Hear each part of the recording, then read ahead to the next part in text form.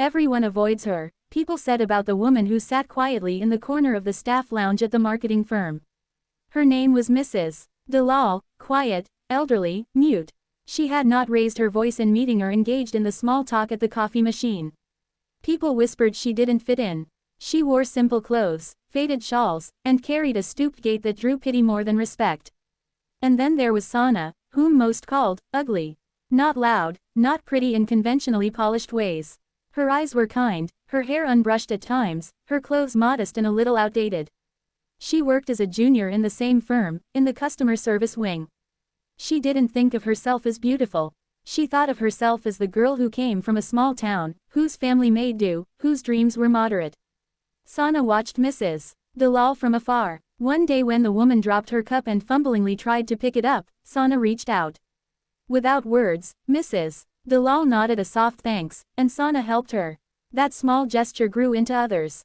Offering her a fresh cup of tea, checking if she needed help to carry her bag, escorting her to the elevator at day's end. Others noticed. Why does she bother? They asked quietly. Weirdo. She's just being pious or sentimental. But Sana didn't do it for show.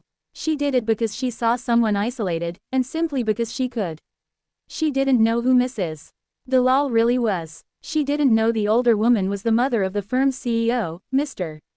Faraz Adib. She didn't know Mrs. Dalal was once a powerful matriarch, rich in influence, often feared. She just knew Mrs. Dalal could use help, and she helped. It so happened that the firm was organizing the annual gala. Faraz Adib stood at the podium, commanding the room of senior managers, glamorous employees, champagne glasses, polished speeches. He spoke of ambition, expansion, growth. Mrs. Dalal sat at a table in the back, quiet, watching. No one came to speak to her. The company neglected her in years past. The board assumed that she didn't care, or that she wasn't competent to step in socially. They overlooked her. On the morning of the gala, Sana was running errands. She found Mrs. Dalal struggling to choose a dress in Mrs. Dalal's modest wardrobe. Her usual plain dresses looked out of place for the gala's glitz. Sana offered to help. She offered one of her own shawls, arranged a brooch, smoothed out the wrinkle in the skirt. Mrs. Dalal gave her a gentle smile. Sana realized then, there is dignity here, and a soul beneath the silence. At the gala that evening, Sana arrived in her simple dress. She hovered by the buffet, unseen mostly, helping where needed. Meanwhile Mrs. Dalal entered escorted by Faraz himself. The room held its breath. There were murmurs. That's the CEO's mother. But she's old. She doesn't talk. She wears plain things. Some even smirked. But Faraz gave her his arm respectfully and greeted guests. When the CEO's mother passed them, she paused, and Faraz nodded. His mother's eyes met Sana's across the room. A tiny unspoken recognition flickered. After the main speeches, Faraz took the microphone again and said, "There is someone I wish to honor tonight. Someone unseen, mostly unheard in our company, yet whose presence gives meaning to all we do." The room quieted. He pointed toward Mrs. Dalal and then toward Sana. "My mother has always believed in kindness beyond words. And this young woman, Sana, has shown that kindness when no one else would. She reached out to her when others ignored her." Gasps. People turned to look. Sana froze, heart pounding, cheeks hot. Mrs. Dalal's face relaxed into a proud expression. Faraz continued. "Sana, would you please join us on stage?" Reluctantly, Sana rose and walked forward. The applause was polite but surprised. He handed her a certificate of appreciation, something simple, yet meaningful. For showing compassion and humility, and by doing so reminding us of what truly matters in business and in life. Sana stared at Mrs. Dalal, who gave her a small nod. In that moment everything shifted. The people who'd whispered began to stare. The ones who'd mocked moved aside. Afterwards in the quiet of the back room, Mrs. Dalal found Sana. She placed a trembling hand on Sana's forearm and, using a small notepad, wrote 3 words, "Thank you." "I see." Sana's eyes filled. She realized she had not just helped an elderly colleague, but she had helped someone who had once commanded worlds, someone whose silence spoke volumes. Sana shook her head, whispering, "I didn't do much." Mrs. Dalal smiled, wrote again, "You did more than you know." In the days that followed, things changed. The firm's culture softened. Mrs. Dalal started attending board lunches, quietly, and people greeted her rather than avoided her. No longer was she the mute older woman everyone hated. She was seen. And Sana, once the girl who thought of herself as ugly, now walked with an inner light. When asked by colleagues how she felt, Sana said simply, "Beauty isn't what people see. It's what you do." I was just kind. And Mrs. Dalal, in her silent way, showed others how kindness could ripple outward, how empathy could shift power, how someone overlooked could become the pivot of change. In time, Faraz invited Sana to a higher role, not because of ambition, but because of character. Under her guidance, teams that had ignored the older woman learned to listen, to reach out. The firm grew not just in profit, but in humanity. Months later, Faraz found his mother in the garden terrace, feeding the birds at dusk. Sana approached quietly. Mrs. Dalal held up the notepad, wrote, "Will you have tea tomorrow?" Sana nodded. They sat together as the sun set. And in that moment, the ugly girl and the mute woman, two souls dismissed by the world, found their rightful place, not by words or outward glamour, but by the power of seeing one another, helping one another, being there when the rest looked away. They taught everyone else something far more important than what they thought they had lacked. Because sometimes, kindness transforms you. And sometimes, when you least expect it, you are the change. The office of Amir Enterprises gleamed with marble floors, glass walls, and perfume-laced ambition. It was a place where appearance was everything, polished smiles, branded bags, and whispers sharper than staplers. And in that world walked Sana Malik, the girl people rarely looked at twice. Her skin was uneven, her nose too wide by their standards, her glasses slightly crooked. She dressed neatly but plainly, long sleeves, muted colors, sensible shoes. She smiled at everyone, though few returned it. Such a sweet girl, some said politely. Sweet, but not pretty, others snickered when they thought she couldn't hear. Sana had learned to live quietly, unnoticed, pouring her energy into her work as a junior assistant in the marketing department. Her kindness wasn't a performance, it was survival. Then came the elderly woman. Every Monday morning, she appeared in the corner of the lobby, silver hair tied back, wearing the same pale shawl, her hands slightly trembling. The office boys called her, the ghost. The women from HR called her, that mute old lady. She didn't speak, literally. She was mute, communicating only through faint gestures and a small notebook she kept folded in her purse. Her eyes, however, were sharp, watchful, heavy with stories no one cared to hear. No one liked her. No one even knew her name. They said she was related to someone in the top management, a retired housekeeper or distant aunt. The truth, though hidden, was far different.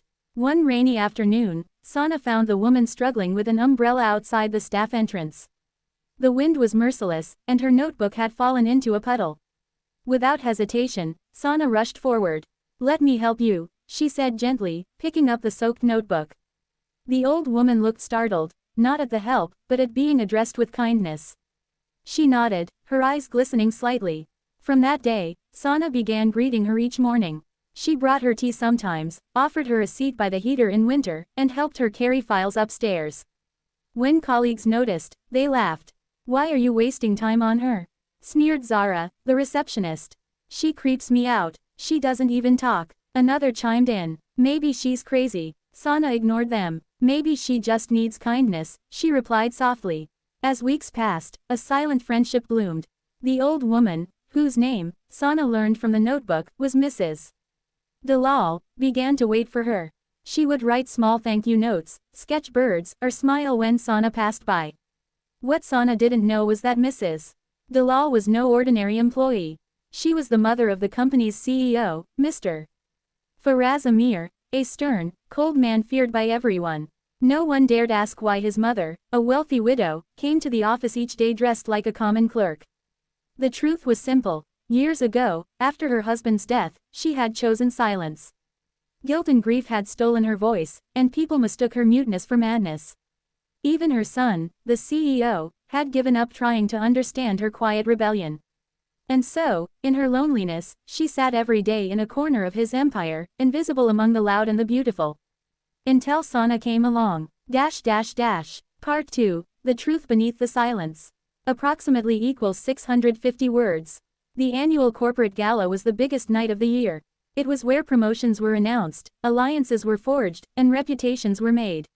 Sana wasn't invited, at least, not initially. She was too junior, too plain, too unremarkable.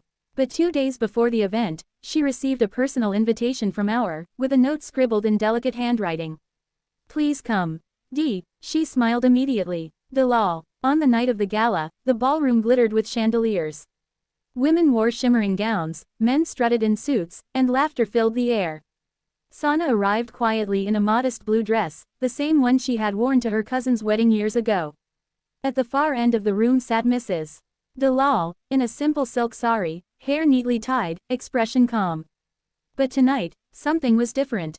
She wasn't alone. Mr. Faraz Amir, the formidable CEO, stood beside her, guiding her to her seat. The crowd whispered, "She's his mother. That mute old lady. No way." When Faraz took the stage for his speech, the room fell silent. He spoke of success, expansion, and the company's bright future. But near the end, his tone softened. "There's one more person I want to mention tonight," he said, scanning the audience. "Someone who reminded me that dignity isn't in wealth or appearance, but in kindness." Sana froze as his gaze found hers. "This young woman," he continued, "treated my mother with the respect and warmth so many of us failed to show. She didn't know who my mother was, she didn't need to. And that's what makes her special." The crowd turned. Murmurs rose. "The ugly girl, her, Sana Malik," Faraz said, "please come forward." Her hands trembled as she walked to the stage. The lights felt too bright, the silence too heavy. Faraz extended a small golden envelope, a promotion letter. "You've earned more than a title tonight," he said quietly. "You've earned our gratitude." Behind him, Mrs. Dalal smiled, the warmest smile Sana had ever seen. She reached out, took Sana's hand, and with surprising strength, hugged her.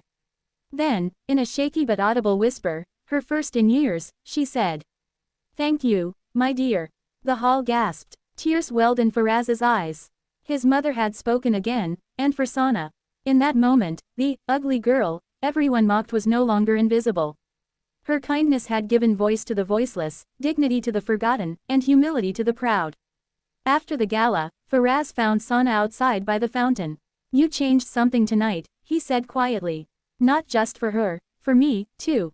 Sana smiled shyly. "I didn't mean to change anything. I just didn't want her to feel alone."